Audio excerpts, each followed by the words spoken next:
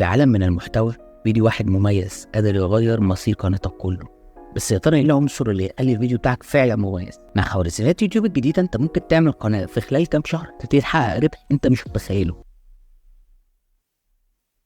قبل ما تبدا اي حاجه في الفيديو عايزك تحط في دماغك ايه اللي يخلي الناس تفتح الفيديو بتاعك وتدخل عليه، اللي هو ايه اصلا اللي هيخليني كمتفرج، ايه اللي يشدني، ازاي الفت انتباه الشخص ده. اول حاجه تعملها عايزك تغمض عينك وتتخيل ان انت المشاهد، يعني عايزك تتخيل ان انت المشاهد والفيديو بتاعك قدام خيالك دلوقتي، انت بترسم الفيديو بتاعك.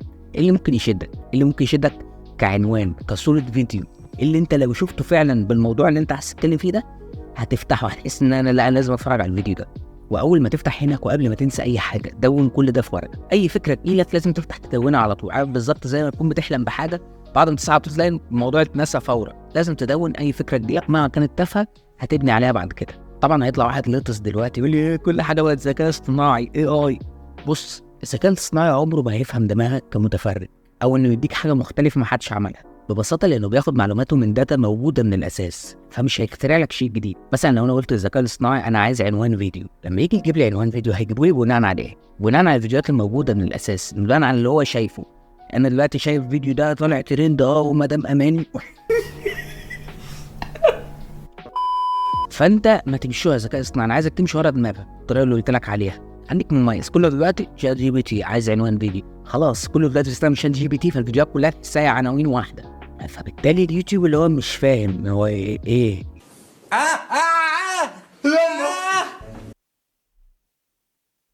فيديو ناري بيبتدي بفكره مثيره، وازاي الفكره بس قادره تنقل الفيديو بتاعك لحته تانية حتى لو قناتك زي حالاتي كده. اول حاجه بعملها بمجرد ما يجي لي فكره ان انا بفكر في عنوان الفيديو على طول، يعني ما بفكرش في سكريبت، ما بفكرش في اي حاجه. اول حاجه بتيجي في بالي ايه العنوان اللي يشد بالفكره دي، بالفكره البسيطه دي، ايه العنوان اللي يشد، وبفكر في شكل الصوره المصغره.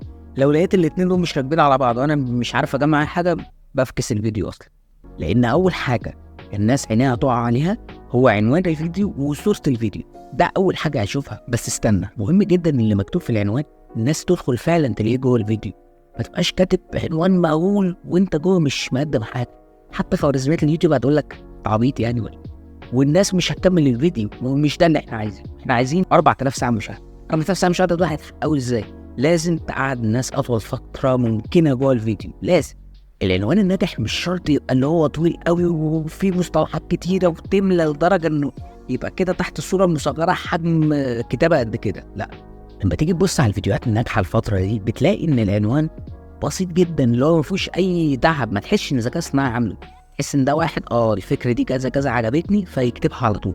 العنوان بيبقى بسيط وتلاقي الفيديو تحت 2 مليون 3 مليون. نفس الكلام في الصوره المصغره، ما تقعدش تشي، ما تقعدش تحط عناصر كتيره جدا اخضر واحمر واصفر اللي بتبقى عينيك مشتته جدا. بتلاقي ابسط الثامبنيل تنجح اللي بيبقى خلفيه مثلا بيضه عليها الشخص، عليها حاجه كده تانية تشد، لكن بلاش افوره بعناصر كتيره بلا داعي. حاجه تانية مهمه جدا خوارزميات اليوتيوب بتاخد بالها منها، انك تكررش نفس الكلام اللي انت كاتبه في العنوان في الصوره المصغره. يعني لو انا كاتب كيفيه تحسين اضاءه الفيديوهات، ما اكتبش في الصوره المصغره كيفيه تحسين اضاءه الفيديوهات.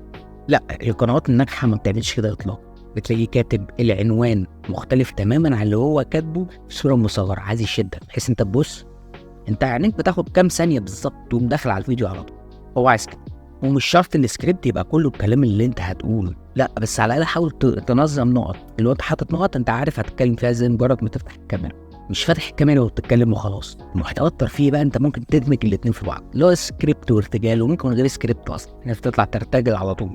في بقى غلطات تبان تافهه جدا بس هي بتفرق فوق ما تتخيل. يعني مثلا بتشوف قنوات لسه بادئه بيعمل انترو يتعمل في 2008، اللي هو الانترو بيبقى 30 ثانيه، بيبقى اللوجو القناه، وساعات هو بعد ما اللوجو ده يخلص بيظهر هو وبيقعد يتكلم عن نفسه وانا كنت غايب ووحشتوني، وهو اصلا ممكن اللي بيتفرج عليه ما بقاش عامل سبسكرايب ومش فاهم انت عايز ايه، فيقوم قلب الفيديو. بشوف ان اهم حاجه انك تبدا الفيديو على طول، تبدا الفيديو باللي الناس عايزه تعرفه. الناس داخله على الفيديو عايزه تبدا باللي انت كاتبه، يعني اول ما الفيديو يبدا يلفت انتباهي من اول ثانيه. ما تجيبليش انترو والحاجات دي، خش في الموضوع على طول وتجذبني للعنوان واللي انت كاتبه. ونفترض انك ضروري عايز تحط انترو، يبقى تعمل مقدمه مثلا 30 ثانيه، ممكن تبقى جايب مثلا مقتطفات من الفيديو نفسه، او انت عامل مقدمه تشد بعدها تقوم عامل انترو سريعه وداخل في الموضوع، هو هيشوف الانترو. مثال مثلا قناه الاستاذ سامح سند، قناتي اول ما تفتح الفيديو بتلاقي على طول اللي في الصوره ده مش عارف قتل مين، اللي في الصوره ده مش عارف حرق مين.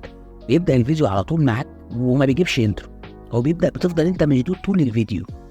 صوره مصغره بيرفكت مش مكتوب فيها نفس اللي مكتوب في العنوان. حرفيا القناه دي وانا بتفرج ببقى مشدود لاخر ثانيه، وممكن بعد ما الفيديو يخلص اجيب اللي بعده واللي بعده واللي بعده، لان كلهم بيبداوا بنفس الطريقه. كلهم انت بتبقى قاعد كده ما بيتكلمش عن نفسه، ما بيجيبش انترو، ما بيجيبش اي حاجه، يخش لك في الموضوع بس وبعدين يقفل. في النهايه لازم تعرف ان المحتوى هو كل حاجه في اليوتيوب. انت لو عامل محتوى زباله حرفيا يعني هتاخد مثلا ترند مثلا كام شهر، بعد كده خلاص القناه بتنتهي. لكن القناه اللي فيها محتوى حرفيا بتفضل عايشه على طول. عندك الدحيح، عندك قناه دروس اونلاين احمد ابو زيد، كل دول محتوى ما ماتش ولا هيموت، لان هو المحتوى هو السر القناه اصلا. مفيش شك ان المونتاج مهم، وان لو هتصور اضاءه مهمه، الحاجات دي مهمه بس مش هي الاساس. مش هي بتشوف امهات وستات بيوت بيصوروا بموبايلات متواضعه وفي مطبخ بسيط وبتلاقي مثلا 2 مليون مشترك.